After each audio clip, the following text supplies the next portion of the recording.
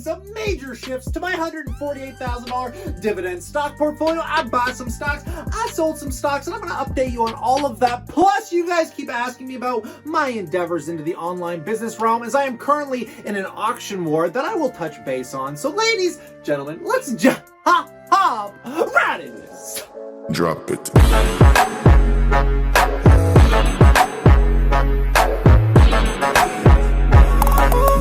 Welcome back, my passive income investors. I like this. Some pretty major updates to the six-figure dividend stock portfolio. And as always, in the clarity of my transparency in return, can you just hit that like button? It'd really help me out. But let's get right into this, starting with the overview as always. And there are some pretty major changes over the last couple weeks. In fact, I even saved a screen cap of what my portfolio used to look like. So I'm going to come back and reference this, but let me show you where the biggest changes are. First of all, today the portfolio is worth about $148,000, and that is including the cash that I have been piling up, which is starting to get into a decent sized position, making about 3% of the portfolio. And I'd like to get that to about a 5-6%, being about $6,000 or $7,000, just in case another crash comes around the corner. It's always nice having some gunpowder in the safe, ready, locked, and loaded. But some of the biggest changes, I sold some BTI and MO, which we will see when we get into the individual brokerage accounts. I took that money and diversified it more into real estate investment trust, my favorite stock, REITs, which is why we can now see,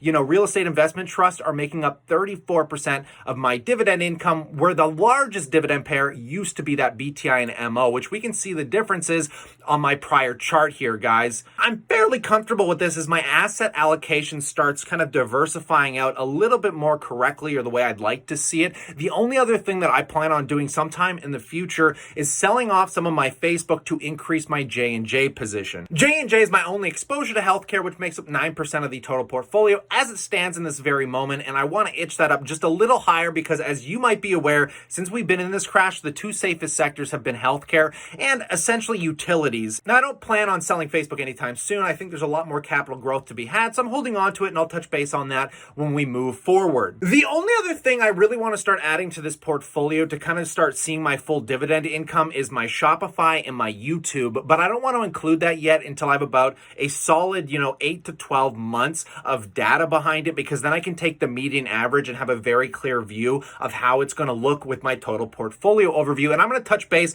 on the bidding war I'm in right now to buy another website, which will be the third profit producing website I'm hopefully going to own. But we'll touch base on that toward the end of the video. But let's get into the individual brokerage accounts and see what the heck is just going on here, guys. So starting with my tax-free savings account, as always, we finally cracked that $100,000 mark again, man. We floated down below it. We keep floating around. Just something nice about having a six-figure individual brokerage account. So I'm hoping it stays above this 100K mark. But let's take a look. So BNS and CM, my Canadian banks, just posted earnings. They both posted terrible earnings, but the stocks rallied fairly significantly due to the fact that their revenues were at all-time highs, and they've been doing what is called loan loss provisions, because we don't know how many people are going to start defaulting on their loans. We don't know if this is going to send us into a major depression or a recession. Nobody really knows what's going on. So these banks take a huge amount of their income and put it aside as just in case money, and it's really annoying because it doesn't really justify the reality of exactly what's going on in the market. So we don't know how hard these banks are going to get hit yet, and that is still up in the air on questions. But in the meantime, those are what are primarily driving my portfolio this week, because I used to be down 30% on these positions, and like I said, now we're back up a little bit. Earlier this week, I made some stipulations and some rules to see if you guys could compete with my greatest dividend stock, or my greatest monthly paying dividend stock, being Northland Power, and I left some stipulations and some rules, primarily being it has to be green on the year, it has to be profitable, and obviously it has to pay a monthly dividend, and nobody's been able to come back to me with a better monthly payer than this guy right here. And then finally, REITs unchanged in this account, which I'll touch base on in a second. And then on the US side of the border with my MO and BTI, I have not touched them in this account. I don't plan on touching them in this account. These are like the finalized versions of the positions. But to make things a little bit more convenient for me, I sold them out of my other brokerage accounts. So when I'm doing these, weekly updates, I'm not constantly trying to run numbers on 4 or 5 different positions between different accounts. But taking a look, those are going to be completely unchanged. I'm not touching them. They're not going anywhere. Now with Apple and Microsoft, they've been largely unchanged, floating around in this median right now. So, they're up a lot, but there's no real hype around them because everyone's expecting this kind of second crash to come with them. But, we shall see. So the only other U.S. stock I really want to focus on in this portfolio, not MindMed. I know a lot of people have been asking about MindMed recently, but that's my lottery ticket stock. I don't even consider it part of the portfolio, if I'm being honest. But I really want to start hammering more into Southern Company. And I'm just going to be using dividend income to do this probably in the next couple months. It's not going to be anything soon time. And the reason I want to do this is if we go through my dividend income on my TFSA, which by the way is beautiful because this is all tax-free income. But taking a look, now I'm officially making over $500 on BNS. All my Canadian stocks pay over $500 except RioCan, so I wouldn't mind maybe using some dividends to get it up just over that $500 mark. But coming into my US side of the portfolio, considering how safe utilities have been, and the reason that I love them so much along with healthcare is just it's stable income. So I want to scale this one up a little higher because I feel like it's a little underrated. It's still paying out a 4.5% dividend, and I would generally just be a little bit more comfortable continuing to throw money at utilities because I can throw money at these things mindlessly and not be concerned about them whatsoever. And again, guys, if we go back to that portfolio overview, we can see that the utilities, though they make up 16% of the portfolio, they only make up 16% of the income. Now, it is one of the largest segments, but I'm perfectly fine with that, knowing the security I'm getting behind it. Now, getting into the managed account, the only thing that's really changed in here is, I sold that MO, and I sold it at a loss, not a major loss, but I really wanted to shift it into RioCan to just finalize my REIT positions because I feel like they're the most undervalued in this crash, and that's just my opinion. Now, you may be aware I'm using a line of credit to buy into RioCan here, and it's only $2,000, but keep in mind, I never include this in the portfolio overview, so I've got about $2K debt and then $2K of my own money in this brokerage account. But let me move in and we'll take a look at the dividends real quick just to see how these have overall increased. And now we're making about $400 annually. So $200 being from the line of credit and $200 being from my own money. I briefly touched base on this in yesterday's video, but I have a hard time buying dividend stocks outside of tax advantaged accounts. So I'm actually using this dividend income to just pay down the debt. So I won't pay any tax on the dividends. And then on top of that, I still get the exposure to the stock for the time being. But let's take a look at the final account here before I move in to where I've done the biggest movements. But taking a look at the RSP, guys, like I said, I want to get Facebook out of this account and just own J&J in here. And I'm still debating on whether I want to get rid of my Wells Fargo position and do the same. And again, this is just localizing between the brokerage accounts because I want to start getting things a little more core focused and a lot less scattered because I own Facebook in multiple accounts now. And I'm pretty happy overall with the position I have right here in my managed account. So not anytime soon, guys. I just want to see where Facebook performs over this year. And at some point, I'm going to get rid of it and just load the boat on J&J. And we can see right now that J&J makes up about $246 of income for me, which is pretty awesome. And that's in my RSP. So I don't have real access to that money without paying tax anyways. But in the meantime, I'm pretty happy with that part of my portfolio. Now, the biggest movements by far have been in my RBC, my Royal Bank account, guys, because I sold off the rest of my MO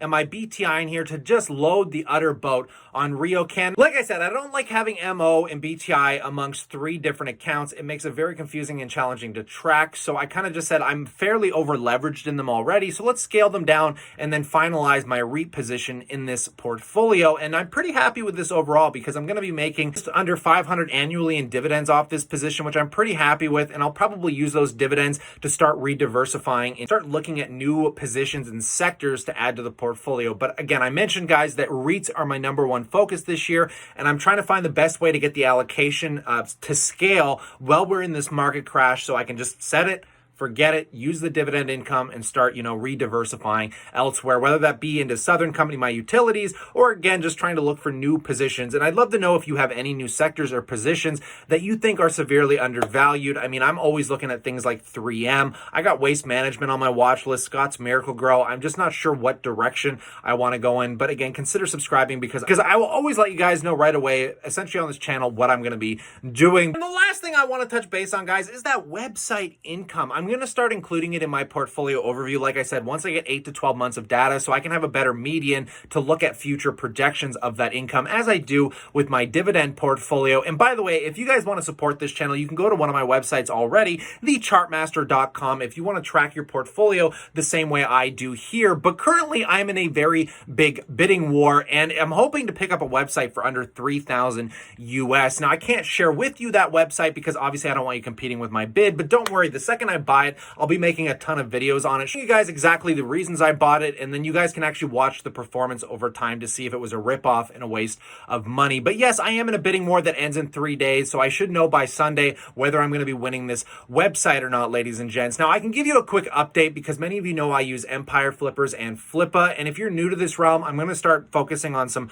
really precise videos around this topic, as it's really hard for people to buy websites that cost, some of these things are selling for $952,000. But again, with Empire, these are pristine sites, but Flippa is like the garbage, the trash aspect of the online digital business realm compared to Empire Flippers. Like, you don't really know what you're getting yourself into here. But if I can recommend something and you understand a niche very well, and you can find a starter website even for $5,000 or $10,000, somebody that's really done the SEO work, I honestly think it's better to fast track that information than it is to try and do it on your own. And to give you an example behind what I mean, many of you are aware of our new website called passiveincomeeducator.com, and I'm going to show you the direct Google Search Console data, because I am heavily working on the SEO behind this website and getting it to register and crawl on basically Google's search content. And what we can see here, guys, is the actual data behind the ranking. And if there's something I can tell you, it takes anywhere from 6 to 12 months to start ranking under search terms.